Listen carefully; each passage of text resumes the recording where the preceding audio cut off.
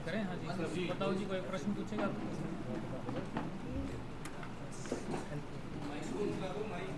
Mic on करवा दो sir.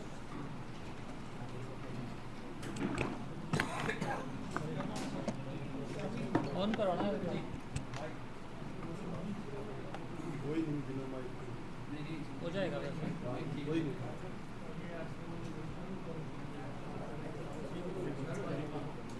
करें स्टार्ट जी। हाँ जी सर। माइक चालू हो जाएगा सर। ठीक है सर। हाँ जी, तो जैसा आप सभी को मालूम है, 20 सितंबर की रात को एक बड़ी दुर्भाग्यपूर्ण घटना यहाँ पे मतलोडा थाने के अंदर आसनकला गांव है उसके डेरों में हुई थी। उसमें दो घटनाएं हमारे सामने आई थी, जिनमें दो डेरों में लूटपाट की गई थी। एक डेरे में एक जो महिला थी जो बीमार अवस्था में थी, उसकी हत्या कर दी गई थी, और दूसरे जो डेरा है उसमें लूटपाट के साथ में 3 महिलाओं के साथ दुराचार की भी जो घटना है वो सामने आई थी। इस संबंध में 2 मुकदमे, अलग अलग मुकदमे दर्ज किए गए थे। ये बड़ा ही एक जटिल केस था, एक ब्लाइंड केस था, जिसमें हमारे पास शुरू में कुछ भी सुराग नहीं था। जो हमने महिलाओं से पूछताछ करी, जो उसमें जो डेरों में जो रह रहे थे उन लोगों से पूछताछ करी, जिसमें हमारे सामने ये बात आई थी कि 4 व्यक्तियों ने इस वारदात को अंजाम दिया था। जब पुलिस की पूछताछ आगे बढ़ी तो उसमें यह भी पता चला कि ये लोग, चारों लोग एक मोटरसाइकिल पर आए थे, क्योंकि गांव में किसी एक व्यक्ति ने लगभग रात के 10 बजे 4 व्यक्तियों को मोटरसाइकिल पर जाते हुए देखा था। केवल इन 2 जो सुराग थे, इन जो क्लूज़ थे, उसके आधार पर ही हमारी पुलिस की टीमें इस केस को क्रैक करने के लिए आगे बढ़ रही थी। क्योंकि मामला बड़ा गंभीर था, इसलिए हमने जो हमारे ज़िले की सारी क्राइम यूनिट्स हैं, CIA 1, 2, 3 तीनों यूनिट्स को हमने इसमें कार्य करने के लिए लगाया था। हमने अलग अलग 10 टीमें अलग अलग बनाई थी, जो अलग अलग पहलुओं पे, इस केस में जो डिफरेंट पहलू हैं, हर पहलू पे काम करने के लिए अलग अलग टीम को जिम्मेदारी दी गई थी। जिसमें से कुछ टीमें CCTV पे काम कर रही थी, कुछ टीमें साइबर पे काम कर रही थी, कुछ टीमें जो पूछताछ करके आसपास के एरिया में जो पूछताछ करना है, मुखबिर तंत्र को हमारे को एक्टिवेट करना, इन सभी कार्यों पे लगी हुई थी। हमने जो हमारी टीमें हैं, CCTV फुटेज की टीम, उन्होंने बहुत ही अच्छा काम करते हुए लगभग 25 किलोमीटर एरिया के 400 से ज़्यादा कैमरों का अध्ययन किया। उसमें 500 से 600 घंटे की जो फुटेज है उनको हमने अध्ययन किया, क्योंकि रात का समय था, रात को इतना क्लियर फुटेज नहीं आता है। परंतु क्योंकि हमारे पास केवल एक सुराग था, जिसमें ये था कि एक मोटरसाइकिल पर 4 लड़के हैं, उसी को फॉलो करते करते हमारी टीमें, जो CCTV टीमें हैं, वो आगे बढ़ी थी। और हमें कुछ समय बाद में, 4-5 दिन बाद में, यह क्लियर हो गया कि जो ये संदिग्ध अपराधी हैं, इनकी एक मोटरसाइकिल, इसी तरह की मोटरसाइकिल, जिस पर बहुत पहचान तो नहीं हो पाई थी, क्योंकि अंधेरे की मोटरसाइकिल थी, केवल एक झलक को देखते हुए हमारी टीमें आगे बढ़ रही थी। परंतु उस झलक को फॉलो करते करते भी हमारी टीमें जो बत्रा कॉलोनी है, जो असन नाके के पास में है, रेलवे पुल के पास में जो एक कॉलोनी बसी हुई है, उस कॉलोनी के अंदर जाके हमारी जो CCTV की टीमें हैं वहाँ पे कार्य कर रही थी। साथ में जो हमारी अलग टीमें हैं, विभिन्न तरीक़ों से जेल से आए लोगों को पूछताछ करना, संदिग्ध लोगों का पूछताछ करना, गाँव के अंदर खेतों में जो वारदात करने वाले लोग हैं उनका डेटाबेस अध्ययन करना, हर तरीके से हम लोग इस पे काम कर रहे थे। और धीरे धीरे हमें कुछ व्यक्तियों का इसमें वारदात में सम्मिलित होने की बहुत ही पुख्ता जानकारी मिली। उस पुख्ता जानकारी को काम करते हुए हमने आज 3 लोगों को गिरफ्तार किया है। इनमें से पूछताछ से ये सामने आया है कि ये लोग एक गिरोह बना के काम कर रहे थे, जिस गिरोह में 7 से 8 लोगों के होने की आशंका अभी तक हमारे सामने है। इसके अलावा जब इस गिरोह के सारे लोग जब पकड़े जाएंगे तब पता चलेगा कि इसमें और कितने लोग शामिल हो सकते हैं। हमने जो इस वारदात में जो गिरफ़्तार किया है, जय भगवान, उसने इस बात को स्वीकारा है कि उसने इस वारदात में शामिल था। वही इस मोटरसाइकिल से पहले इन्होंने बत्रा कॉलोनी में रेलवे पुल के नीचे शराब पी थी, तो शराब पीने के पश्चात ये डेरों में वारदात करने के लिए घुसे थे। वहाँ पे पहली वारदात उन्होंने एक जो फ़िश फार्म है वहाँ पे डेरों पे जो काम करने वाले मज़दूर हैं उनके साथ मारपिटाई की और वहाँ से 5,000 रुपये छीने थे और उसके साथ मोबाइल फ़ोन भी छीन के ले गए थे। और दूसरी वारदात जो उन्होंने लगभग रात को 1:30 बजे से 3 साढ़े 3 बजे के दौरान की थी, उस वारदात में उन्होंने लगभग 13,000 रुपये की लूट की है। साथ में छोटे मोटे जो सोने के गहने थे वो चुरा के ले गए और साथ में इन तीनों महिलाओं के साथ इन्होंने दुराचार किया, ये बात उसने स्वीकार की है। इसके जो साथी है, जो इस गैंग के जो अन्य मेंबर हैं, उनके बारे में हमारी टीमें पीछे लगी हुई है। अभी तक इन लोगों की पहचान, ये सभी यूपी के रहने वाले हैं, विभिन्न जगहों से रहने वाले हैं। कोई शामली, मुजफ्फरनगर, बड़ौत, अलग अलग जगहों पर रहने वाले हैं। परंतु इसमें जो मेन आरोपी है वो यहाँ पे किराए पे मकान में बत्रा कॉलोनी में रहता था और वारदात के समय जो बाकी जो इसके साथी थे, जो 3 लोग साथी थे, वो मोटरसाइकिल से यूपी से ही आए थे और यहाँ पे इन्होंने इस वारदात को अंजाम दिया था और वारदात को अंजाम देने के पश्चात ये यूपी में ही फ़रार हो गए थे। अभी तक की जानकारी से अभी तक ये सामने आया है कि जो ये मुख्य आरोपी है वो आरोपी अपने साथ में अलग अलग लोगों को वारदात में अटैच करता था। इस वारदात से पहले भी इस डेरे पे पहले भी आप लोगों को पता है कि 8 अगस्त को भी इन्होंने इसी डेरे पे जाके लोगों को धमकाया था। वहाँ पे भी लूटपाट की थी जिसमें 1200 रुपये और कुछ सोने के गहने लेके चले गए थे, जिसकी जानकारी पुलिस को नहीं दी गई थी। परंतु उस वारदात में भी यही लोग शामिल थे, यही गिरोह शामिल था। उसमें से एक व्यक्ति कॉमन था, परंतु बाकी लोग हैं वो अलग। जो दूसरा व्यक्ति हमने गिरफ्तार किया है, नवीन, वो उस पहली वाली वारदात में शामिल था। तो इस तरह से ये लोग हर बार अपने जो मेन गिरोह के जो व्यक्ति है वो लोग तो रहते थे, परंतु नए नए लोगों को जोड़ के इस तरह की वारदाती को अंजाम देते रहते थे।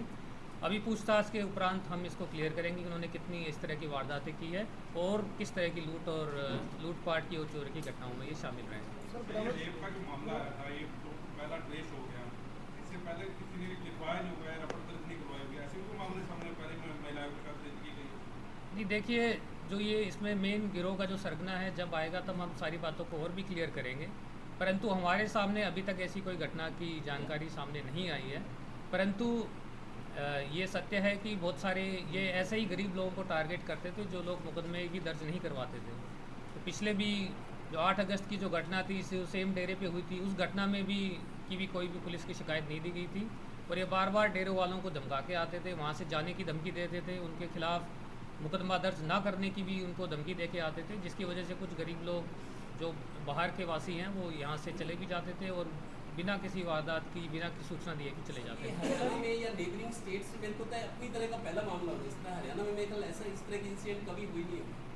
नहीं देखिए, इस तरह की इंसिडेंट पहले भी हुई है, हरियाणा में भी हुई है, यूपी में भी हुई है, परंतु ये काफ़ी समय बाद में जो है कि ये once in a blue moon जैसी घटना है, बहुत ही सीरियस घटना थी और इस तरह की घटना बहुत कम ही होती है।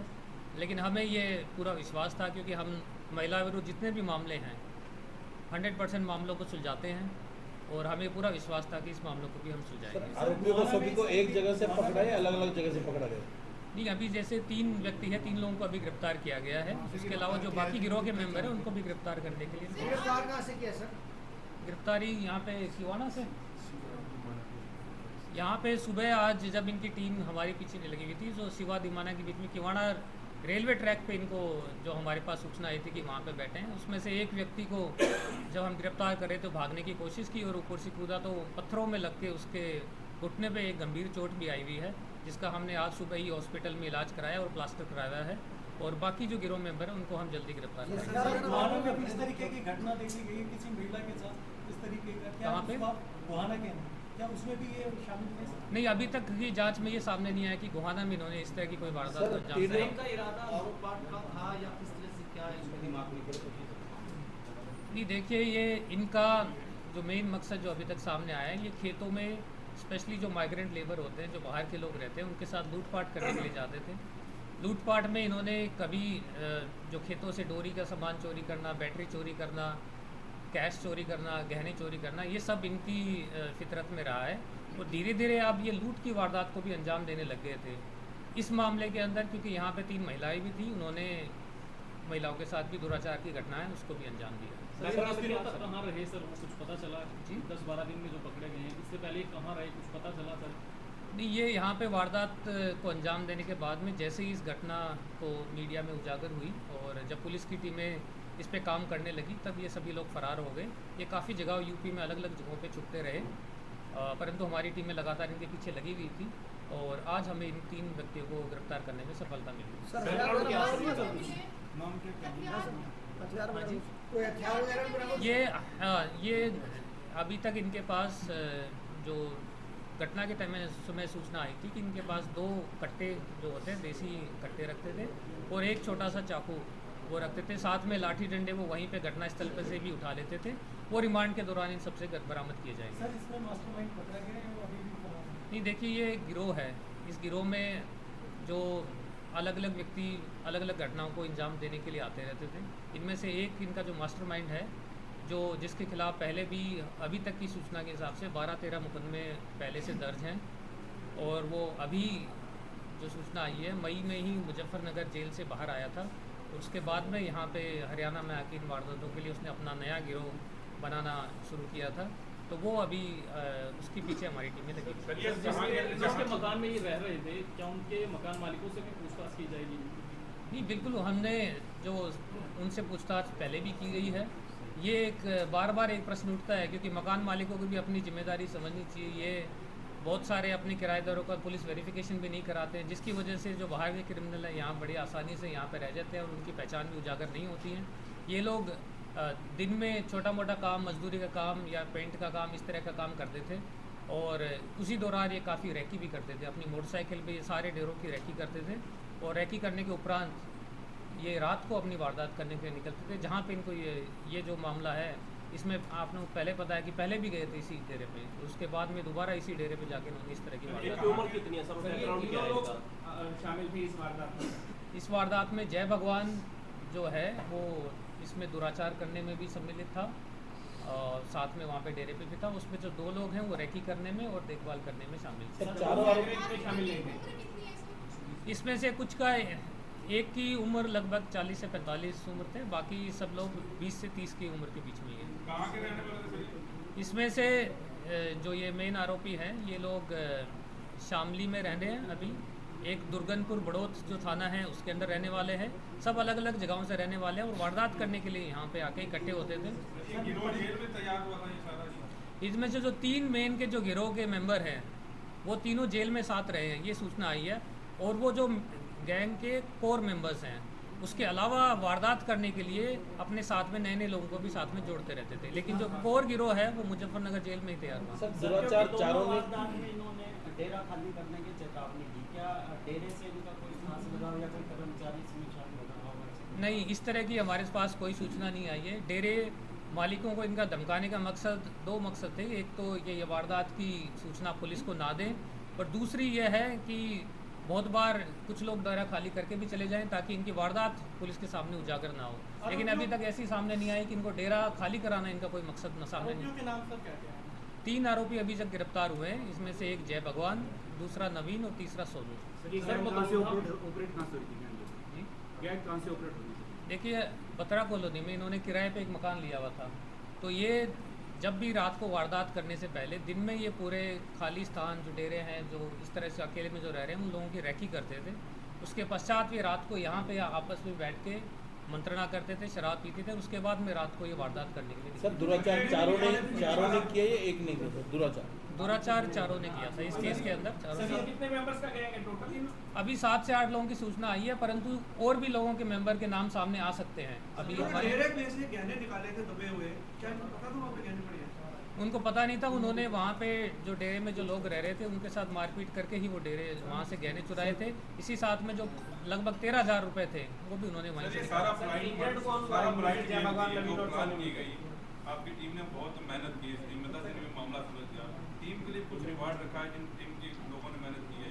नहीं, आपका बिल्कुल जायज़ प्रश्न है क्योंकि जो टीम ने दिन रात इस केस में मेहनत की है, जो हमारे जो CIA 1, CIA 3, CIA 2 सब टीमों ने इतनी मेहनत किसी केस में नहीं की होगी जितनी इस केस में की। सबसे बड़ा इसका कारण ये था कि महिलाओं के साथ इस तरह का दुराचार होना और उनको न्याय दिलाना इन सब लोगों के मन में था। इस वजह से इन लोगों ने इतनी मेहनत की।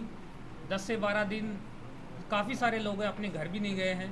खाना पीना भी उन्होंने कहीं पे वहीं सड़कों पे जहाँ पे ये काम कर रहे थे वहीं पे रह के इन्होंने खाना पीना किया है। ये वापस अपने स्टाफ में भी नहीं आए हैं। जब हम डिस्कशन के लिए बुलाते थे केवल तभी तक आते थे, रात के 12 बजे से तक काम करते थे और सुबह 6 बजे फिर से ये काम करने के लग जाते थे। तो इस तरह की मेहनत मैंने आज तक किसी केस में इतनी टीम ने इतनी जो सेंसिटिविटी के साथ में, इतनी मेहनत के साथ में जो किया, और ये सभी टीमों का साझा क्रेडिट है। सब ने इतनी कोऑर्डिनेशन के साथ में काम किया। तीनों टीमों ने अलग अलग पहलुओं पे काम कर रहे थे। हमने जब स्टार्ट किया तो उस जो डेरा है उसके आसपास आपने देखा होगा 3-4 किलोमीटर के आसपास कुछ भी ऐसा नहीं है जहाँ से कुछ भी सुराग मिल सके। परंतु शुरू के 3-4 दिनों में भी ऐसा सुराग ढूंढ पाना, एक कैमरे के अंदर 4 लोग मोटरसाइकिल पे जा पाना, जिससे हमें ये क्लियर हुआ कि किस डायरेक्शन में जो लोग हैं ये वारदात करके गए हैं, किस डायरेक्शन से वारदात करके आए हैं। उसी के बाद में हमारी जो डायरेक्शन है, जो इन्वेस्टिगेशन की डायरेक्शन है, वो धीरे धीरे स्पष्ट होने लगी कि किस डायरेक्शन से आए हैं, कौन सा एरिया है, कहाँ के रहने वाले हैं, और धीरे धीरे फिर हमारी टीमों के अच्छे सुराग मिलने स्टार्ट हो गए। सर 1 लाख रुपए का जो इनाम है वो किसमें चारों सर इन्हें दे- शादीशुदा हैं और कितनी एजुकेशन? इनमें से एक शादीशुदा है, बाकियों का हम स्टेटस क्लियर कर रहे हैं।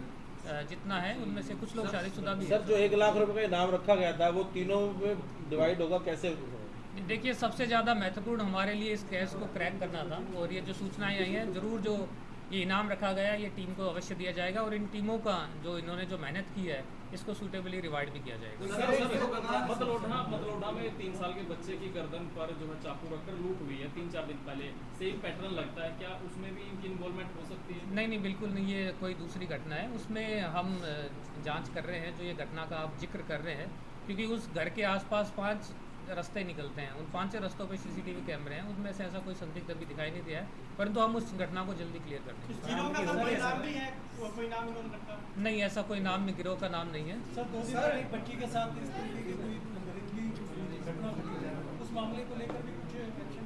कहाँ का घटना बता रहे हैं आप? सर ये तहसील कैंप थाना क्षेत्र। तहसील कैंप के अंदर, हाँ, जो ये घटना जिसका आप जिक्र कर रहे हैं, वो घटना में आरोप ये लगाया गया कि उनके पड़ोस में रहने वाले एक युवक ने उस बच्चे के साथ दुराचार करने की कोशिश की या दुराचार किया। हमने उसका सुबह 8 बजे से लेकर शाम के 6 बजे जब तक ये घटना बताई जा रही है उसका सीसीटीवी फुटेज का अध्ययन किया है।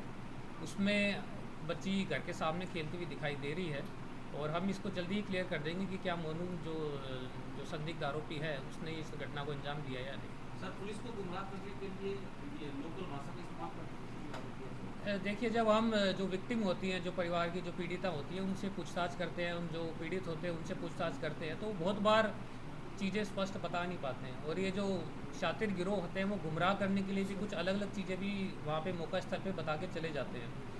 तो जैसा पीड़िताओं ने हमें बताया कि वो हरियाणवी भाषा यूज़ कर रहे थे या देसी भाषा यूज़ कर रहे थे, परंतु ऐसा नहीं है। ये सारे लोग यूपी के रहने वाले थे, ये हिंदी में ही आपस में बातचीत कर रहे थे, और ये बड़े शातिर थे, कभी भी अपना फ़ोन साथ में लेके नहीं जाते थे।